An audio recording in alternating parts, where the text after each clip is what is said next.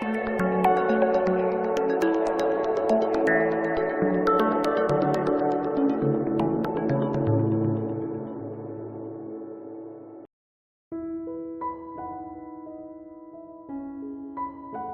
Met Gala wasn't always the glittering circus we know today. In its early decades, it was a quieter celebration, elegant, society-driven, and steeped in art and couture. But as the 1970s unfolded, something shifted. The gala began reflecting the changing pulse of fashion itself. Bold, intellectual, emotional. Every theme, every gown, carried a whisper of history and the thrill of reinvention. These are the moments that shaped not just the Met's legacy, but fashion's. The World of Balenciaga exhibition in 1973 marked the true awakening of the modern Met Gala. Curated by Diana Vreeland, it transformed the evening from a polite fundraiser into a cultural event. Attendees walked among Balenciaga's sculptural silhouettes, each garment a monument to discipline and grace. That year, guests mirrored the master's restraint, with ivory satins, black lace, and sharply cut evening coats replacing flamboyance with reverence. For the first time, fashion critics spoke of the gala as a dialogue between art and apparel, as Cristobal's legacy. By 1978, Diana Vreeland had turned the Met into a theater of style. Her Ballets Russ's exhibition embraced excess with conviction. We could see vibrant reds and brocades that swirled through the museum's marble halls. It wasn't simply a party, it was performance art. Vreeland's genius lay in showing that fashion could dance with history. That night, the gala stopped being exclusive society entertainment and became something far more magnetic, a conversation between dreamers and designers. The 1981 gala shimmered with crosscurrents of royalty and celebrity. The theme, the 18th century woman, inspired corseted gowns, powdered hair, and ornate jewels that felt both cinematic and regal. On those famous steps, old-world opulence met Hollywood charisma. Models like Iman turned the look into a living sculpture, while film stars borrowed silhouettes fit for queens. The red carpet truly rivaled the exhibition inside, blending the fantasy of costume with the confidence of modern fame. Few nights in Met history have matched the visual splendor of 1985's costumes of Royal India. Guests arrived draped in jewel tones, gold-threaded fabrics, and silk as luminous as candlelight. The exhibition itself displayed centuries of Indian royal attire, reminding Western fashion how deep the roots of luxury ran. That year, the gala became an atlas of global artistry. Designers and guests alike treated the theme not as imitation but as homage, discovering that fashion's power lies in its dialogue with heritage. That year, the Met turned motion into inspiration with dance. The mood was lighter, fluid, almost musical. Flowing chiffon gowns caught air as guests crossed the floor. Even the tuxedos felt looser, as though ready to join in the rhythm. Designers translated choreography into drape, creating pieces that swayed and shimmered like ballet itself. It was proof that fashion moves, breathes, and expresses the same joy that art and music do. The Age of Napoleon in 1989 revived grandeur on a cinematic scale. Empire waists, velvet military jackets, and delicate embroidery filled the galleries, echoing the splendor of early 19th century Europe. However, the real story unfolded outside the exhibit. Guests dressed as if history were being rewritten in real time. High collars framed confident faces. Jewels caught the camera's flash like sabers of light. It was an assertion that elegance can be a kind of power. Although the 1990 exhibition centered on Théâtre de la Mode, the night was defined by a revival of 1930s glamour. Guests rediscovered the magic of bias cuts. The atmosphere felt cinematic, recalling old Hollywood studios and mirrored powder rooms. In those silhouettes, simplicity became seductive again. It was as if the fashion world collectively exhaled, trading the armor of the 80s for something gentler, more personal, and infinitely more graceful. The year 1992 spoke in the language of pearls, boucle, and quiet confidence. Though the exhibition, fashion, and history, a dialogue, embraced many eras, the red carpet turned its gaze to Chanel. Black dresses, white collars, and camellia details reigned supreme. Supermodels and actresses moved with Parisian restraint, every look whispering discipline and heritage.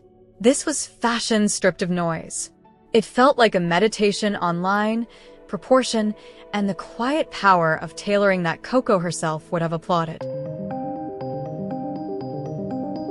Even though the official exhibition honored Diana Vreeland, 1993 felt like a Balenciaga revival in spirit. Precision ruled the night. Guests arrived in sharply contoured gowns and architectural suits that honored craftsmanship over spectacle. The Met's marble stairs turned into a runway for structure, the kind of tailoring that doesn't beg for attention but commands it. After years of sparkle and excess, this return to clean geometry felt revolutionary, almost rebellious in its restraint. The gala, themed Orientalism, visions of the East in Western dress, carried both fascination and tension. Guests were drawn to the visual poetry of Mandarin collars and embroidery that shimmered like painted light. Beneath the surface, there was conversation. Could Western couture borrow from Eastern traditions without distortion? The night became one of reflection as much as beauty. Designers approached the theme with reverence, tracing centuries of exchange between Paris ateliers and Asian artisans. When Anna Wintour officially took the reins of the Met Gala in 1995, it felt as though the lights brightened just a little more. That year's haute couture theme signaled her intent. We saw her precision and the kind of polished chaos only she could orchestrate. The guest list tightened, the photographers multiplied, and suddenly, this was the fashion night of the year. Wintour's influence transformed the gala into a cultural mirror, where art met publicity in perfect proportion. The tone from that night forward was unmistakable. High fashion had found its cathedral. No single dress defined an era quite like Princess Diana's ice blue Dior slip at the 1996 Met Gala. Designed by John Galliano in his first season for the house, it was simplicity charged with quiet rebellion. Lady Di, freshly separated from Prince Charles, appeared radiant and self-possessed, her satin gown gliding like moonlight. The world watched, not just the dress, but the woman reclaiming her narrative. The look was modern, sensual, and unforgettable, setting off a wave of minimal satin evening wear for years to come. This one carried an emotional weight that transcended glamour. Only months after Gianni Versace's tragic death, his influence lingered in every shimmering thread. Guests arrived in sculpted metallic gowns, plunging necklines, and high-shine leather that embodied his fearless aesthetic. Donatella Versace appeared with composure and strength, turning grief into tribute. The Gianni Versace aura, as many called it, reminded the fashion world that beauty could still be bold, even in mourning. The evening that was called Cubism and fashion turned abstraction into elegance. The exhibition drew parallels between Picasso's fractured lines and the geometric brilliance of designers like Balenciaga and Saint Laurent. On the red carpet, the influence was clear: color block gowns, sculpted silhouettes, and asymmetrical drapes that caught every flash. The idea was art you could wear, though you could walk in it. Many remember the night for its quiet sophistication, without losing its soul. As the century came to an end, the 1999 Rock Style exhibition set the Met ablaze with attitude. Gone were the stiff gowns and pearls. Designers borrowed from rock legends, Bowie's theatricality, Jagger's tailoring, and Patti Smith's androgyny. The air was electric, and the carpet looked less like a museum entrance and more like a backstage door at Madison Square Garden. It was the moment fashion embraced rebellion as heritage, a fitting close to the 20th century. Why? The late 80s and early 90s belonged to the supermodels, and the Met steps were their natural stage. Naomi Campbell, Cindy Crawford, and Linda Evangelista turned entrances into performances. Campbell's chainmail gowns glinted like armor. Crawford's scarlet Versace made every head turn. Evangelista's sharp silhouettes gave power a new shape. They were muses. Each appearance crystallized the fusion of celebrity and fashion that would define decades to come. In a way, they taught the world how to arrive. Paloma Picasso, the artist's daughter turned designer, brought her painterly instincts to the Met Gala in the late 1970s and 80s. Her entrances were bursts of saturated reds, jewel greens, and unapologetic glamour. While others played it safe in black and gold, Paloma treated color as confidence. Her signature crimson lip and matching accessories became a calling card. Her palette feels prophetic. It foreshadowed an era when individuality, not subtlety, ruled the carpet. Iman redefined grace at the Met Gala with her statuesque presence and luminous gold ensembles. Her 1981 appearance still lingers in memory. It was a vision of metallic sheen and sculptural poise that made her seem carved from light. The understanding of proportion and texture elevated every designer she wore, from Calvin Klein to Gianni Versace. For many, she embodied the gala's perfect balance of art and humanity. When she appeared, time seemed to slow down. The rest was simply background. Mick's wife, Bianca Jagger, never merely arrived. She appeared. Whether in a sleek Halston gown or a tailored white suit, her entrances during the 1970s set a rhythm of confidence that few could match. She brought Studio 54's energy to the museum steps, transforming the gala into something freer, more alive. Bianca's fashion sense was movement captured in fabric, a lesson in charisma that younger generations still chase. Every flashbulb adored her because she seemed to enjoy the moment more than anyone else. Naomi Campbell's love affair with chainmail began long before it resurfaced on runways decades later. Her appearances in the 1990s were pure theater. The gowns clung and flowed like liquid armor, balancing delicacy and defiance. Naomi inhabited clothes. The metallic tones highlighted her stride, her gaze, her magnetism.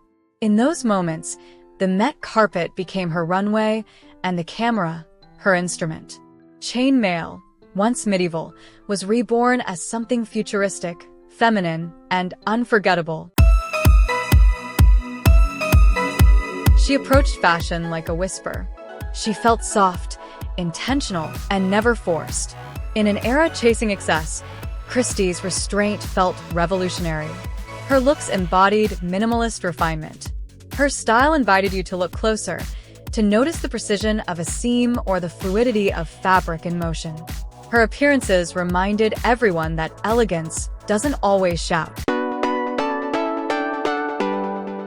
Known for transforming her look with the ease of an actress, Linda Evangelista favored bold, architectural gowns that seemed to sculpt the air around her.